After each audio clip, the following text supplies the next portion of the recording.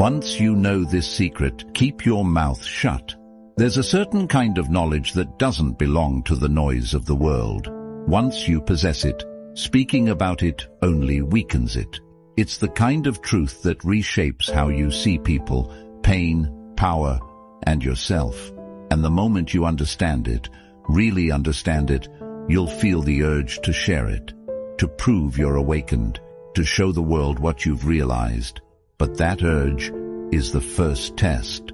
Seneca once said, "The first step toward mastering a desire is to expose it." But not every truth is meant to be exposed. Some truths are forged in fire, meant to live in silence, because silence, not speech, is what preserves their power. So what is this secret? It's the realization that people aren't what they say. They're what they hide, the masks they wear, the smiles that are too quick, the compliments that come too easily. The crowd loves flattery, but flattery is rarely love. It's a weapon or a warning. We live among actors, but once you see the script, once you catch the rhythm behind their rehearsed lines, you are no longer part of the play. You become something else, a watcher, a listener, a man of silence, and that's when the danger begins. Not for you, but for them, because they sense you're no longer deceived. You no longer dance to the tune they play. You've pulled the curtain back, and you saw the machinery. Marcus Aurelius warned, "The opinion of 10,000 men is of no value if none of them know the truth." And once you know the truth, you realize how few actually do. So you remain still, you observe, you withhold judgment, you wait. And when they press you to speak, when they beg for your opinion, when they try to pull the truth from you, you give them silence. Not because you're afraid, but because you understand this. The man who truly sees speaks last, or not at all. We, those who walk this path, we don't trade truth for applause. We don't use insight as a tool to elevate our egos. We use it to build fortresses. Fortresses made of self-control, of emotional stillness, of clarity in chaos. Because the moment you speak, you give others the power to twist what you know, to challenge what you've seen, to manipulate your clarity into confusion. So we don't speak to be understood. We master ourselves to become undeniable. And that is the secret. One that, once known, must be protected with silence. Mastering the secret of silence means mastering your own desires.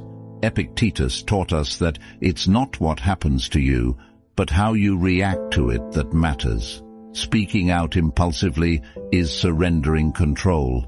It is letting the storm inside you dictate the storm outside. But when you hold your tongue, you break that cycle. Silence becomes your shield against rash emotion. It is the calm eye in the hurricane of human chaos. By choosing silence, you show that no insult, no praise, no gossip can pull the strings of your mind. And when your enemies try to rattle you, they find only an unbreakable wall. We who walk this path know this well. To master silence is to master yourself. Silence guards your inner fortress from unnecessary battles. Seneca warned that the greatest remedy for anger is delay. By choosing silence, we delay the impulse to respond, allowing clarity to surface from the fog of emotion. When we speak less, we reveal more strength. Strength to endure, strength to observe, strength to choose our battles wisely. This restraint is not weakness.